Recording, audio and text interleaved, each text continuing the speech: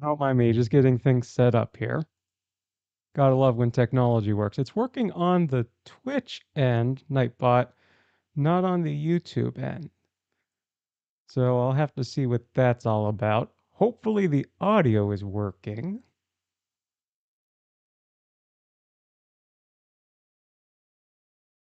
But let's see here. Flip live. And we should be live. Hello, all you wonderful people. What is up? Oh, now Nightbot's working in YouTube. Okay, so that's good. That's good. At least it works. How's everyone feeling? Did you watch the results last night for the presidential election? Wasn't quite as anxiety inducing as 2020. I think a lot of people can agree on that. But what a night. I mean, honestly, if you would have told me in January of 2021 that we would have had the result that we did last night, I would not have believed that. It is the dawn of a new era, so to speak. See what I did there? But anyway, as I may have just spoiled, yes, Donald Trump was elected as the 47th president of the United States. And if you voted for Donald Trump, you were probably happy about that. Kamala Harris came close. She put forth a good showing, not as good as Joe Biden in 2020, but she still put forth a good showing, did not win. And if you are a Harris supporter, you are probably not happy today. You probably are asking, how in God's green earth did this happen? And that's kind of what I'm hoping to go over and kind of show the evolution of from 2012 to 2016 to 2020 to 2024, the maps of kind of how the results landed how they did. Before we get into that, though, I do just want to say that I am a political scientist. This is my area of expertise. I love analyzing election results. I love American politics. So this is right in my wheelhouse. I will just be providing an unbiased analysis of what happened and to at least try and explain where things either went right for someone, one candidate, or where things went wrong for another candidate. And so, again, just going to keep things factual, unbiased. Um, you might be happy with the facts. You might be unhappy with the facts, but I'm just keeping it straight with you. You're just going to get an unbiased opinion. Wait, it wouldn't be an opinion then. But anyway, you're just getting the facts straight from me. So before we get into that, though, with the presidential results, I do want to make clear that there were Senate and House races up as well. And so when you take a look at the Senate results, as I'm pulling up a map for myself, currently, again, those results are not fully in. We have 100 US senators, and currently 94 are in. So we're missing six, I believe. Is that how math works? I don't know. But currently, how things stand, we are at 52 Republican senators. So Republicans will retake the US Senate. And we are at 42 Democrats. There is one independent who caucuses with the Democrats. That would be Bernie Sanders out of Vermont.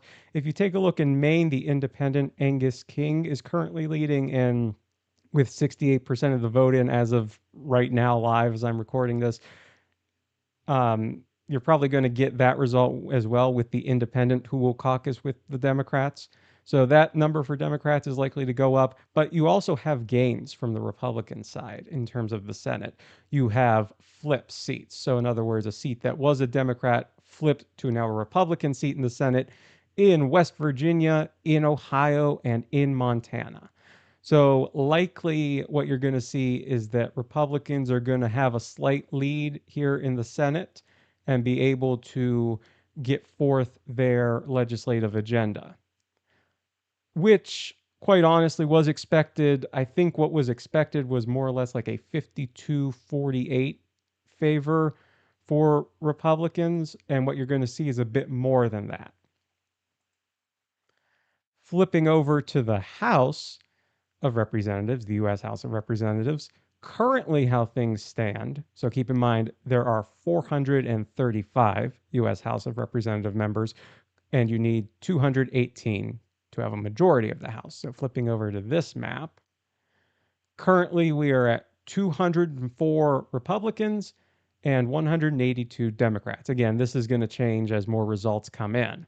But I think Republicans are set up to have a bigger, I was going to say bigger night, but we're already into Wednesday morning. But we're going to have Republicans here are going to have a better than expected night. And we over here, as I'm looking at the map, the Democrats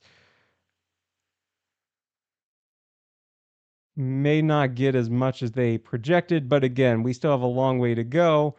Um, but again, we on both sides really just got to do better. And I say we in the sense that I'm talking about as Americans. I'm not really talking about as a party, but both sides really do have a long way to go in terms of trying to get to that 218 mark to try and get things done in the House.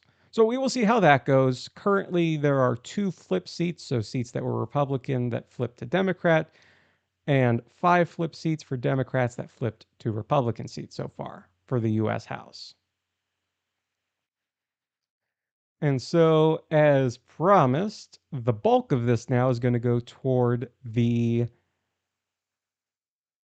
presidential election. Let me flip over to another screen.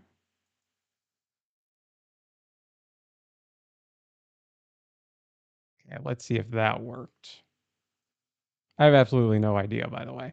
Um, so hopefully you should be looking at the 2012 election of Barack Obama. And this was his win against Mitt Romney, the Republican nominee from 2012. And what you're finding is, I wish I had a marker to like draw on things and see in depth results, like my own magic wall, if you're familiar with the CNN broadcast. By the way, incidentally, like I don't know about if anyone else who was watching it last night, the results as they were pouring in.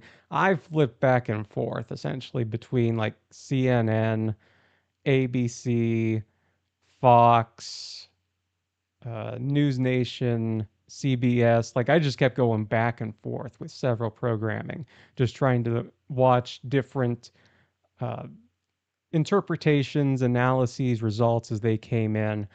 Uh, but anyway, getting back to this, I get sidetracked easily, as you can tell. Looking at 2012, look at this. Look at Barack Obama winning Florida. I wish I could draw on this, but anyway, look toward Florida.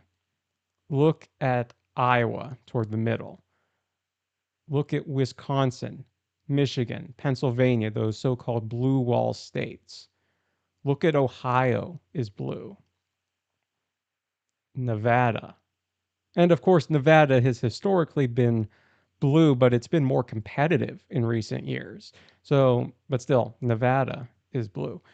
And you see, Barack Obama had a terrific ground game, and he knew exactly what he was doing for his election cycle, both of them really, '08 and in 12. But really, you think about the progress he made and what he was able to do to get voters out there. Flipping ahead to 2016 now, this was Donald Trump's first election against Hillary Clinton. And you take a look at the results there. I should have said this from the beginning. A president needs 270 electors to win. Again, we do not go by popular vote here in the United States. We go by the Electoral College. Of course, every vote matters, but we do go by the Electoral College individually by each state. Each state runs their own election. They are free, fair, and honest elections. Each state independently runs their own. So take a look at this and keep this in mind because this map is awfully similar to what we're going to see. Well, actually, I don't have the map for 2024 because we're still awaiting results. But I'll go back to this because we're going to find that 2024 is set up very similar to 2016. And there are some comparisons that I'd like to make between the two when we get there for 2024. But still, keep this in mind because this was probably an unprecedented election, just the way how everything went in 2016 leading up to the election and how many people thought Donald Trump did not stand a chance. You know, the polls didn't even indicated or showed that, and he pulled off this result. But keep in mind what I mentioned with those results. Barack Obama, Florida, Iowa, Wisconsin, Michigan, Pennsylvania, Ohio, all of those flipped for Donald Trump. He broke that so-called blue wall in the Midwest with Pennsylvania, Michigan, Wisconsin. And he was able to do it by reaching suburban voters who were unhappy with how the country was being run from basically an economic standpoint from 2012 through 2016. And so he basically set forth an agenda that he could fix this, that the government currently in place could not. And so that really spoke to Midwestern voters unhappy at that time. If you get a chance to take a look more in depth at Trump's results from 2016, he also did really well in rural areas. Not a lot of voters in rural areas, but every vote still matters. So if you run it up in rural county after rural county, you're going to get a lot of voters. You're going to get a lot of numbers, good results for you. And so he really emphasized that point in 2016. He went out of his way to reach those rural voters. And if you notice with the 2016 map here, you'll notice like in Texas and in Washington state over in the Northwest, and then Texas down south, obviously, you take a look at the number of electors, and then there's like a gray box with a different number next to it. What happened in 2016 was that there were electors who did not want to vote for the candidate who won their state. So in Washington state, you had, what is that, four electors, I want to say, who did not want to vote for Clinton. And in Texas, two who did not want to vote for Trump. Those efforts were futile, obviously, as it results anyway, like the will of the people is what is done. And so, as you can see, though, by the result, but it's still shown there to indicate that those electors wanted to break away from the results that were shown. Flip forward to 2020. And again, COVID had a lot to do with this. People were unsatisfied with the government's handling of COVID. They wanted different leadership. Lots of mail-in voting. And that's really the one thing that came out of COVID was that people found out that, hey, you don't have to go to a polling place to vote. You can vote by mail, absentee balloting, and you can really see what that does. And so differences between 2016 and 2020, and 2020, of course, Joe Biden won the Democratic nominee against Donald Trump, the incumbent president at the time, Republican nominee. But what did Biden do that Hillary Clinton did not? Take a look in the Midwest. Those flipped back, the blue wall states, Pennsylvania, Michigan, Wisconsin. Those flipped back to being blue. The biggest surprises of 2020 were in Georgia and Arizona. Those were tight competitive races, but many people thought that Trump would hang on to those. Biden was able to flip them, and he was able to get into the real urban areas. So in Georgia, Fulton County, the Atlanta area, in Arizona, Maricopa County, Phoenix, getting to those pressure points where you have a lot of population density and being able to capitalize on those voters because, again, COVID, a lot of those urban areas were suffering the most where you have a high population density. So that's why when I say urban areas, I'm referring to like an economic condition that has to be met to classify like if something is urban, suburban, rural. There's an economic formula. I do not know what that formula is, but I'm just indicating what those numbers would represent. So in this case, Maricopa County, very high population density, Fulton County, very high population density in Arizona and Georgia, respectively. Those voters really showed out in 2020, really affected by COVID, and they turned for Joe Biden.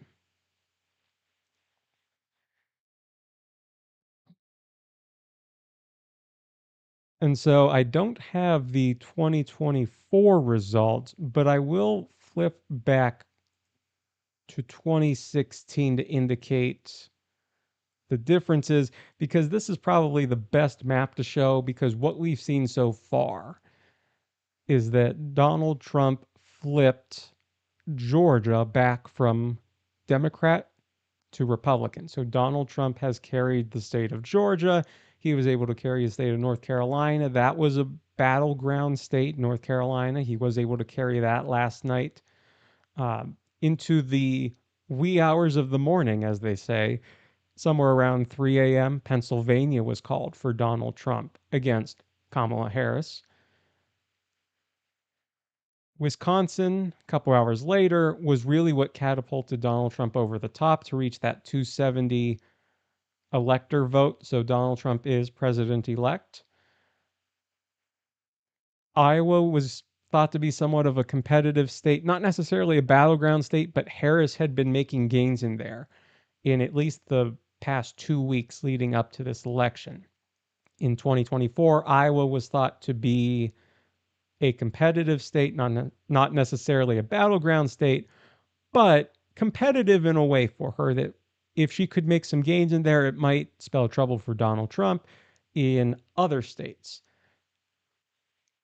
Nebraska is somewhat different, and I guess I should have also mentioned this ahead of time, but you take a look at Maine and Nebraska. Those are two states that don't do winner take all, air quote, winner take all, so to speak, for electors.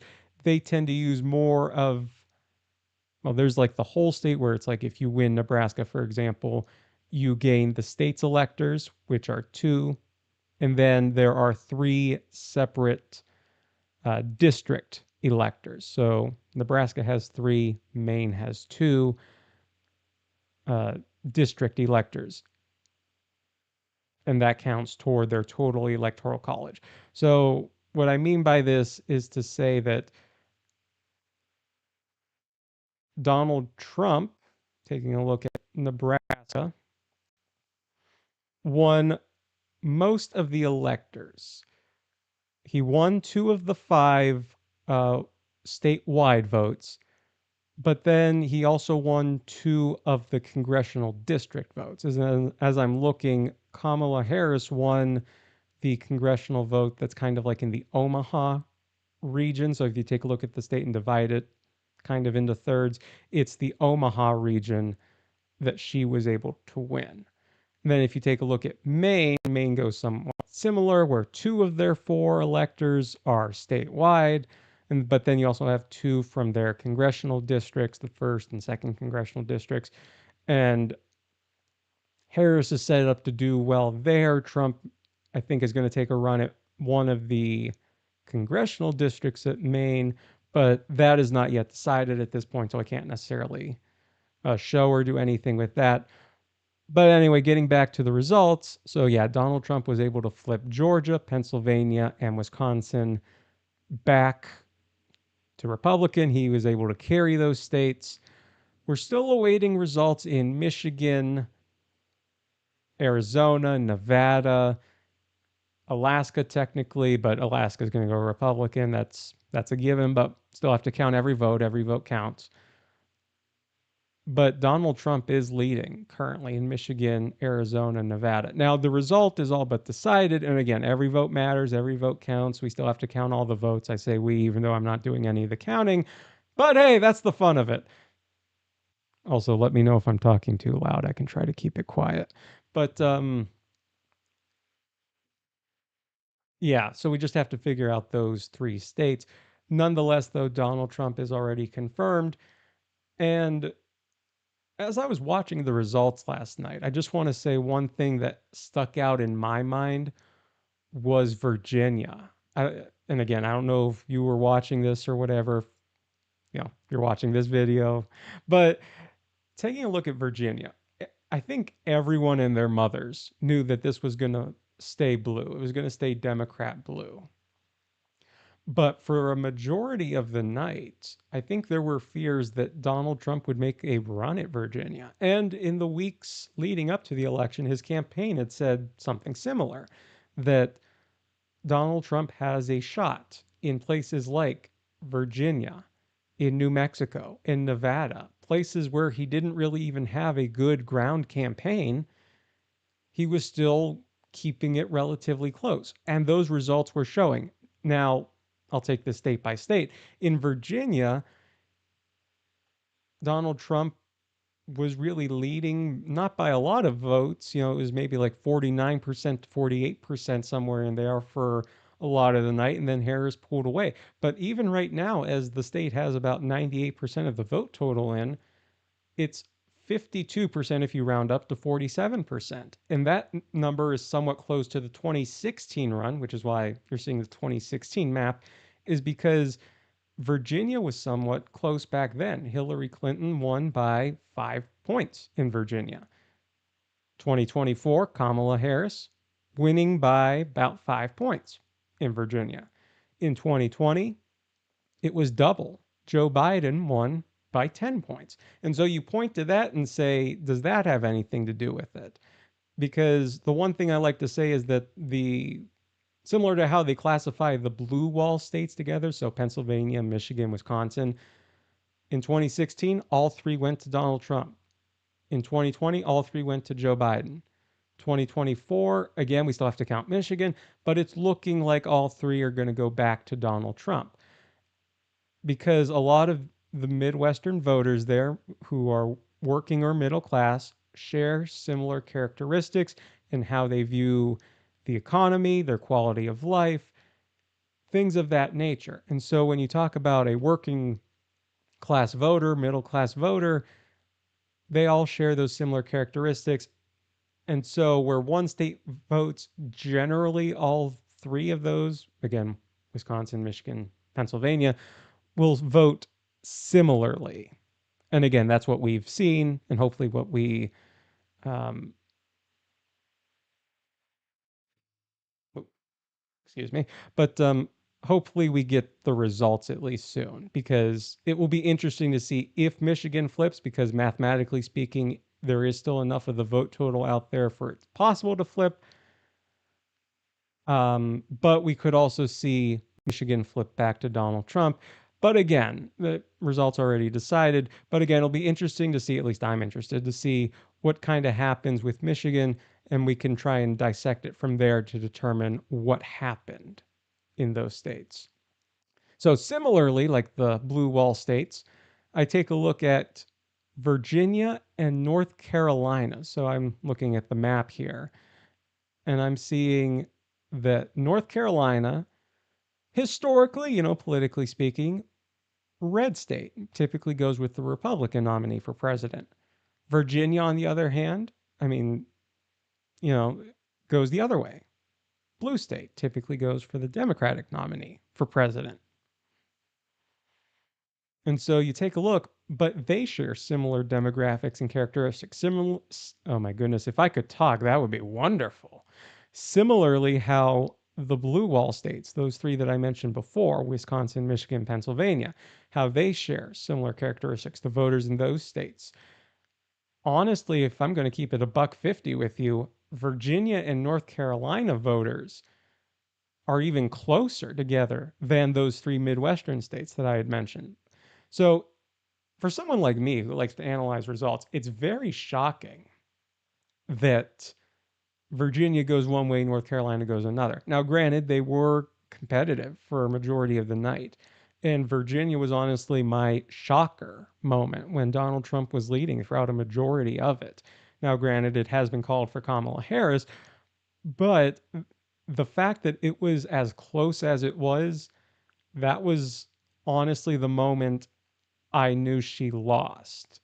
And with all due respect to the Harris campaign, she ran a wonderful, terrific campaign, but Donald Trump was able to reach voters, more voters in Virginia than he did in 2016 and 2020. He outperformed himself. And if he outperformed even his 2016 self, there was a very good chance of him winning. And the fact that Virginia was as close as it was, that spelled very big trouble for Harris.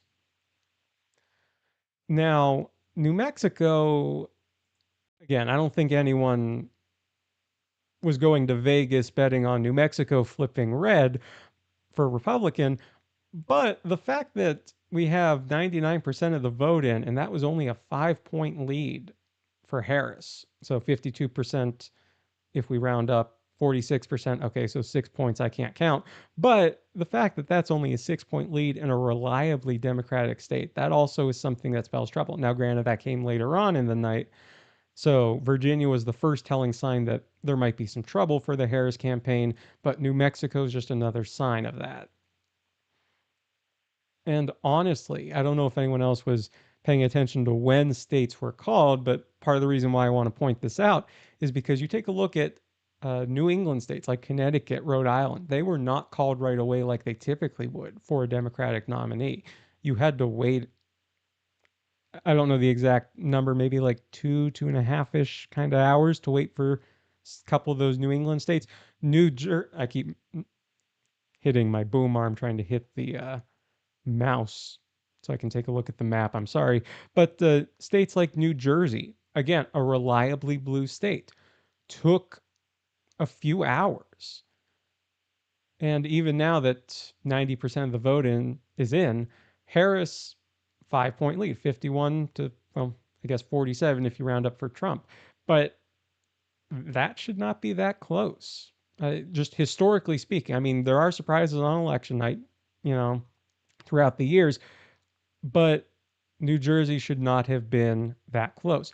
Same thing with Minnesota. That one troubled me. Donald Trump in 2016 and in 2020, similar with Nevada. He thought Nevada and Minnesota were two states that he could circle and try and flip. So at least in 16 and in 20, he did not flip Nevada. And in 24 here, it's looking like he has a solid chance at flipping Nevada red. But Minnesota is a different case where he has not been able to flip it any of the three times he has run. When he won in 16, when he lost in 20, and now that he won in 24, Minnesota is still blue. However, a couple things I'd like to point out. Harris 51%, Trump 46.8%, so 47 if you round up. In Minnesota, Harris's running mate, Tim Walz, is from Minnesota. He is the sitting governor. It should not have been that close. Like I had the same, I guess, premonition is the word in 2016 with Virginia. And I hate to go back to Virginia, and you've probably heard the word Virginia more times in the past 5 minutes than you have your entire life. But still, if you look back at 2016 here on the map that I'm showing, hopefully it's showing, in Virginia, it still went blue, but Clinton's running mate, Tim Kaine, the senator from Virginia, he was from Virginia and she only won it by 5 points. Here, it's a similar type of thing where Harris's running mate, Tim Walz, from Minnesota, which should be reliably blue, and ended up being less than a 5 point win for her. Those are the type of things that spell trouble for a candidate if a running mate, and granted, there are debates about how much does a vice president matter. Personal opinion, I think it does matter because you need to be able to reach a diverse set of voters. And typically, a vice presidential pick is more strategic in terms of trying to extend your base and reach out to more voters for support. But the fact that Harris, well, her running mate, Walz, was unable to really help as much with his own home state, that is a troubling sign for a campaign, too. And again, there will be debates back and forth. Should Shapiro from Pennsylvania, the very popular governor, Josh Shapiro, out of Pennsylvania. Would he have been a better VP pick? Again, personal opinion. You may differ, and by all means, you can comment down below and blast me for this hot take. But I think he would have been a better VP pick. All due respect to Tim Walz, but I just think Shapiro would have been better.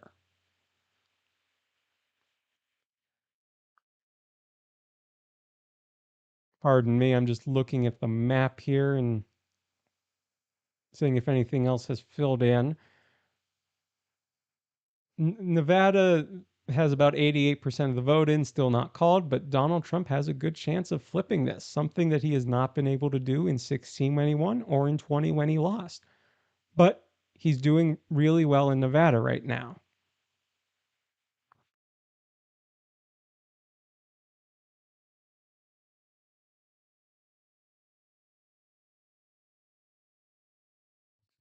Sorry, needed some water. You could probably tell my voice was getting hoarse there.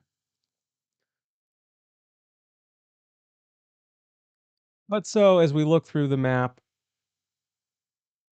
again, those types of things are the types of things that stand out to me. The fact that Trump was able to keep it close in even states that he lost, because again, he had the same strategy, the same campaign. Run it up in the rural areas, get the vote out there, and then keep it competitive in the suburbs. That is how he was able to win. Now, one final point, I guess I shall say, about 2024 here. You look back, I wish these maps had the actual numerical results because I forget 2016's. But when we look ahead to 2020, because that was more recent memory, this was easier to understand. So hopefully the map here flips to 2020, where you see Joe Biden had 306 electoral votes, Donald Trump 232. What we see here is that Joe Biden had approximately 81 million votes. Donald Trump had a little over 74 million. And so, again, Joe Biden won the Electoral College and the popular vote. A lot of people are unhappy with the popular vote Electoral College dichotomy because if you look back at 2016, and again, I forget the exact numbers, so please forgive me for that, but Donald Trump won the Electoral College, and it's essentially close to a mirror image, not exactly the same, but it's close. 304 electoral votes to Clinton's 227. So he won the Electoral College, but he lost the popular vote. And that's when a lot of people were clamoring for a change to the system, abolishing the Electoral College. Again, personal opinion, so take this with a grain of salt.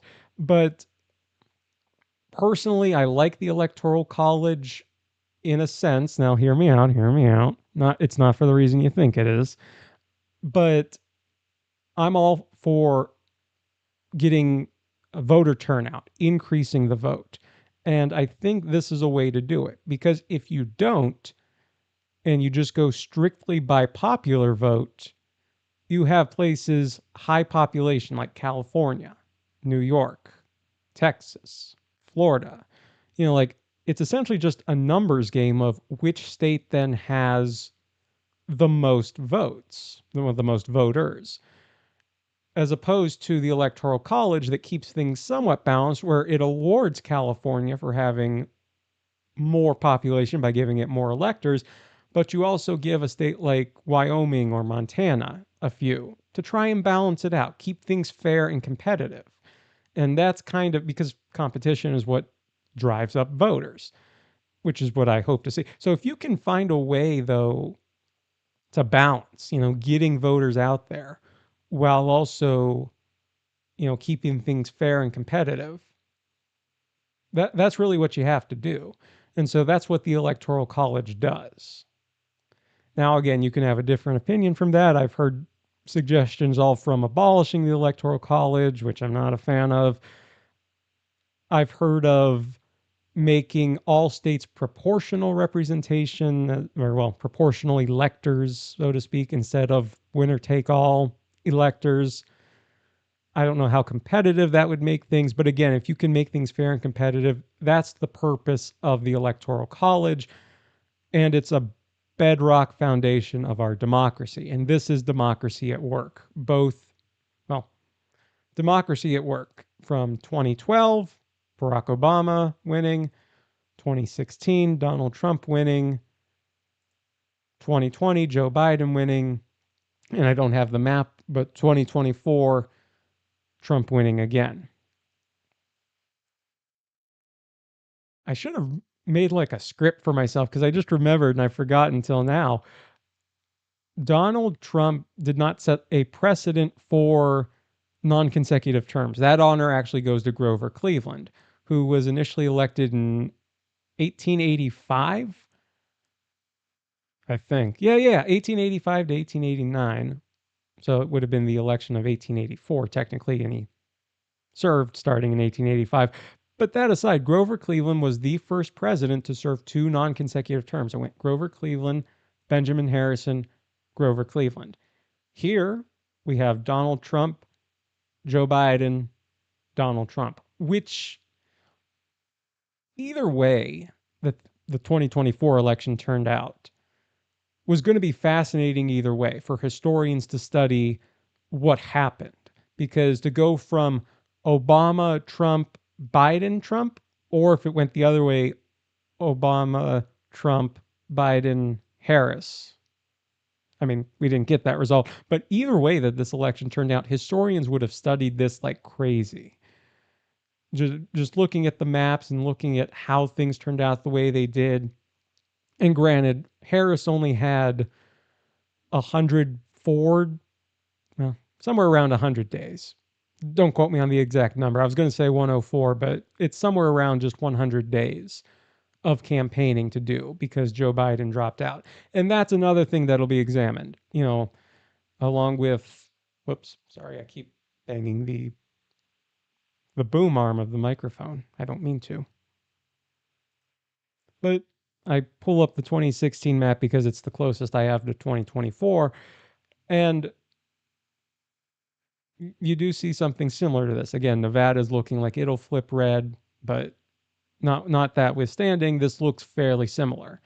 And the numbers did change because as you can see, like Pennsylvania had 20 electors, Ohio had 18, 2016, 2024. Now Pennsylvania went down one, so they're at 19. Ohio's at 17. It's just due to population shifts. Shifts. There's an F in there. Population moving elsewhere.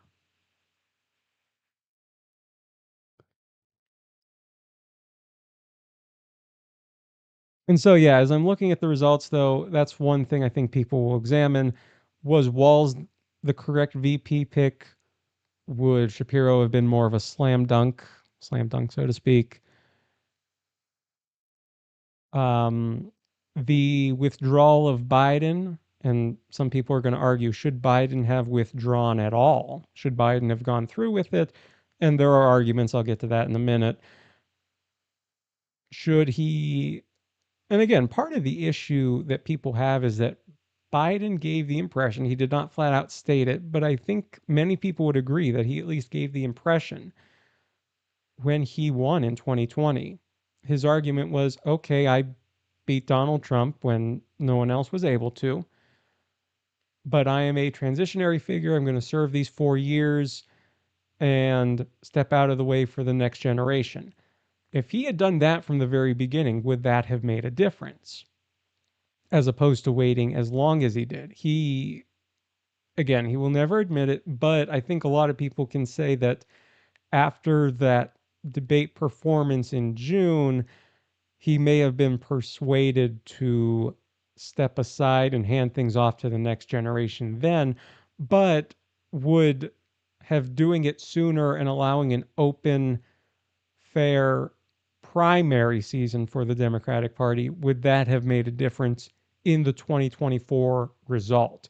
In other words, if Harris would have won a primary, or if another candidate had won a primary, would that have made a difference? Would they have won instead of Donald Trump? And I think that's a question that historians, political scientists such as myself, we're going to be examining this question for years.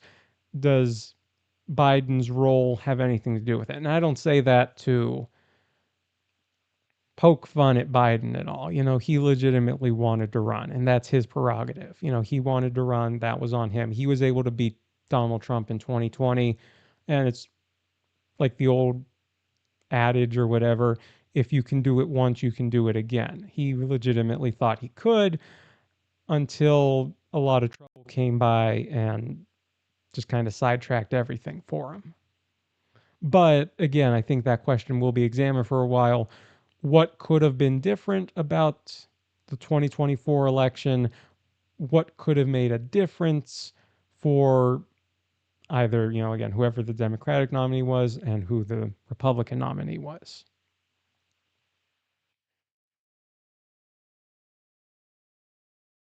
And so, excuse me while I just look back to see if there are any more results.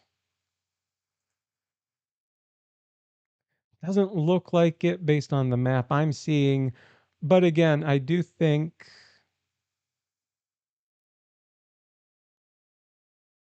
the biggest, so outside of like Virginia, New Mexico, Minnesota, outside of those places being closer than anyone expected, I think the biggest surprise, though, is Donald Trump winning the popular vote. See, I get sidetracked a lot. I went from talking about the Electoral College to talking about Joe Biden with his withdrawal.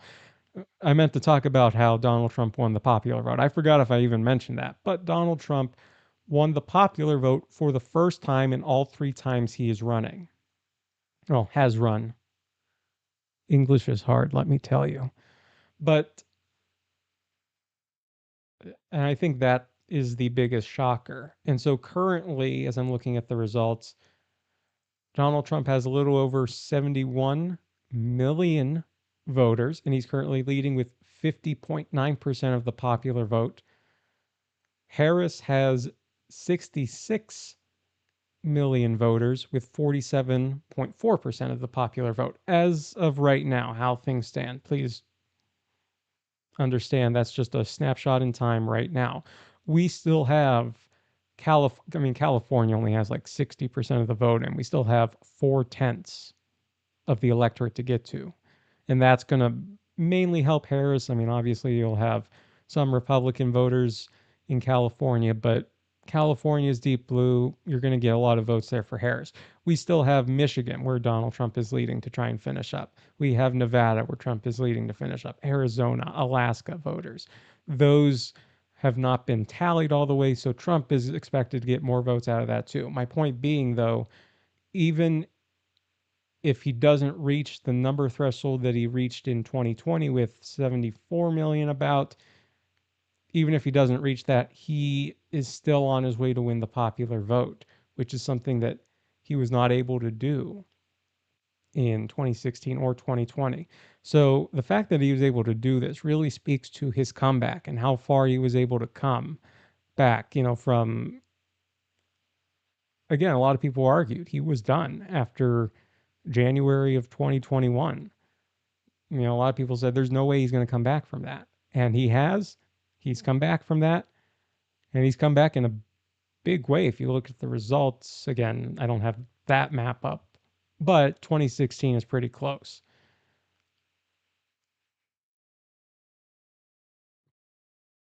And so I guess the last topic I'll examine here, and again, you have the questions that I mentioned about, the VP pick, the withdrawal date, how those had an impact on the Democratic turnout in this election. But where do you go from here? How does Trump build a government? What is it going to look like? These are some big questions to examine, and hopefully we'll get some of our questions resolved, because some of these are near future type questions. He has to pick a cabinet. There are likely going to be judicial nominees. Let me actually go back to this screen. I don't believe we need the maps anymore because, again, I'm just here to kind of talk about the election, kind of provide the results. I didn't quite expect anyone to be here live with me, but of course, I will always be watching the comment section down below. So please, if you do find this video, smash that like button, subscribe if you are new. I don't know if YouTube still has ringing the bell for notifications because, or if I'm living in 2000s YouTube instead of 2020s YouTube. Anyway, though, ring the bell for notifications if it's there, and be sure to comment down below because I do read comments and I do want to know the types of political content and current event content that you want to see because this is the type of stuff I enjoy talking with people. I enjoy talking about politics in an open and honest way. You're not going to get a bias one way or another from me. You're just not. You're going to get straightforward facts. Sometimes you're not going to like the facts. Sometimes you are going to like the facts. But I always keep it a buck 50 with you. In other words, I'm saying 150% honest, which is weird. Honesty in politics. Who would have thought? But yeah, what does a government look like? Cabinet appointments. Kind of like circuit justice nominees. He's made a ton of work with the Supreme Court. What, three Supreme Court justices are Donald Trump's from his first term? And so now I mean, he's probably not going to get another Supreme Court justice, but he might get circuit court justices throughout the U.S., district courts, appeals courts, appellate courts, things like that. I said appeals and appellate, same difference. You know what? I'm fine. I'm fine. So you take a look at all that and you see kind of what does a Trump second term look like. And I do think there are a lot of questions. I do think we'll get a lot of answers depending on who his cabinet picks are going to be. What's the agenda? What's the mandate? Is he going? Well, I mean, we know he's going to get a Republican controlled Senate and he is going to have some type of influence over that. He is going to talk to some of those first time senators and kind of influence them, basically stating, showing the dawn, I got you here kind of type of thing, so to try to get his influence and agenda items he wants done through that. What is the House going to look like? Are we going to have Speaker Mike Johnson again, or is it going to be Speaker Hakeem Jeffries from the Democratic side? Who knows? I mean, we're still sorting out the House races at this point, and it is looking very competitive, but it looks like it's going to be very close. I'm just going to go out on a limb here. Whoever wins the House is not going to have a big margin. It's going to be really close. I'm just going to tell you that right now. It's going to be really close. So if Trump gets his way with the House, does he actually get something done? And I don't say that, to be mean or all, but remember from 2016, his big thing was we were going to repeal and replace Obamacare, the Affordable Care Act. And you look back at, those first 2 years, he had House and Senate Republican control. They could have done that in those 2 years, and they did not. So what does the 2 years here look like? Is he able to get, again, if he wants to repeal and replace, or if he wants to, do something different, again, not specifically with the Affordable Care Act, aka Obamacare, but if there is something that he sees that he wants to fix, and again, I do say fix because some people legitimately do see it as being fixed, other people do not. But again, just for lack of a better term, if he wants to press his influence on something, does it get done this time around? What is Trump's legacy for his second term? And more importantly, his legacy for his overall agenda, from his first term to now his second term. And so, yeah, I mean, that is pretty much it. I mean, hopefully we do get a lot of answers. Uh, I think a big question people also have is this, I said is twice in a row. How about that? But is this it for Donald Trump in politics? I mean, After you serve 2 terms, you cannot serve again. You are constitutionally bound by that. And there's no like that's not getting changed. I'm just saying that right off the bat. That's not getting changed. So he's term limited. After these 4 years, he is done. Does he go out and after he's done, does he go out and try and influence, like, does he stump for, in other words, does he show his support for a future candidate, whether JD Vance wants to run, if Ron DeSantis wants to run in the future, Nikki Haley. I'm trying to think of whoever, you know, might potentially run. Again, it's way too early to even think about this. We're just trying to get over 2024.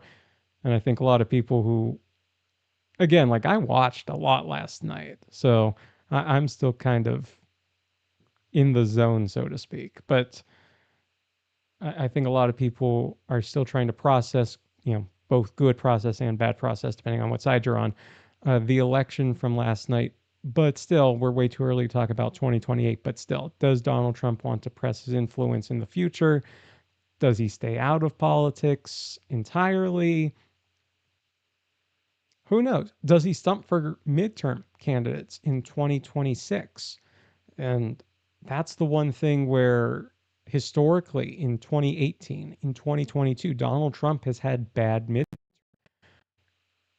Many people predicted, like, not necessarily a red wave. Some people did say a red wave. Excuse me, you can tell I need water.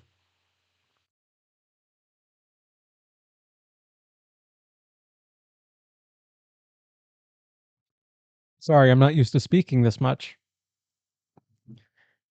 But 2022 especially, some people said a red wave, some people said, I'm trying to think of what, like, a red splash, I don't know, but some people still projected like a Republican dominated legislature. And that did not come to fruition in the 2022 midterms. So what we're finding is that when Donald Trump himself is not on the ballot, Republican candidates, here's the analysis part, Republican candidates seem to be doing worse off. If I mean, and it's all hypothetical if, but you don't know how those Senate races would have played out if they were during a midterm election cycle. The 3 states that I mentioned, West Virginia, Ohio, Montana, right? I forget. It's one of those Western states. Got to make sure I get this right. Yeah, Montana. Montana with she, he, Ohio with Moreno, West Virginia with Justice. Oh, that would have been a good campaign slogan, and justice for all. But anyway, the stuff I think of. But would those have turned out differently if those were midterm election years? Again, we don't live in hypotheticals in politics. We live in what we can see. But you think about what would have been different had this been a midterm year for those legislative seats nationally. So do with that what you will, but I do find that historically speaking, and again I say historically kind of in a context of 2016 to now, which is not a long time ago, but it feels long ago. But when Donald Trump is not on the ballot, Republican candidates seem to lag behind. When Donald Trump is on the ballot and there's a Republican candidate on there who he has endorsed, he tends to bring them up and get them more vote totals. We did see in North Carolina, Trump carried the state, but I think, is that the governor's race, I want to say, that went to the Democrat? There was split ticket voting, and obviously that had, the gubernatorial race. Gubernatorial. It's a fun word to say. Trust me. Try it yourself. But that was very unique in its own way. It had its own quirks, I'll call it. But with that, I believe that's all the election results and analysis that I had wanted to provide. But yeah, if you are watching this afterward, though, please let me know what you think. Please let me know what the type of electoral content, or if you enjoy this, if you enjoy political content, current event type stuff, and honestly, like your predictions down below. Like Your opinions are important. What do you think the future, the near future, I guess, looks like? What is important? I mean, obviously, people voted this way due to the economy. It's like that old quote, "It's the economy, stupid," but we don't say stupid anymore.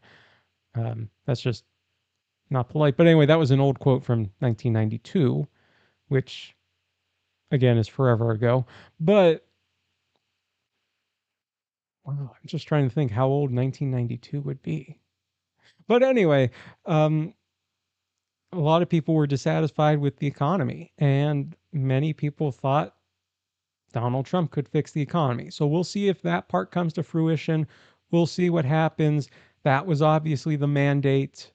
And again, please be sure to comment and see kind of your own thoughts and analysis about the whole thing.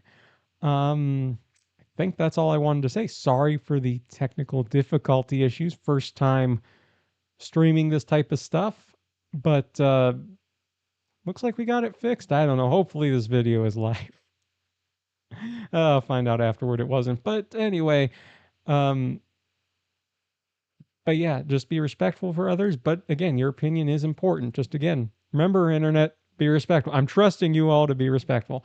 But anyway, thank you so much for watching. And again, please let me know the type of stuff you want to see in the future. All right. See you, everyone. Thanks for watching.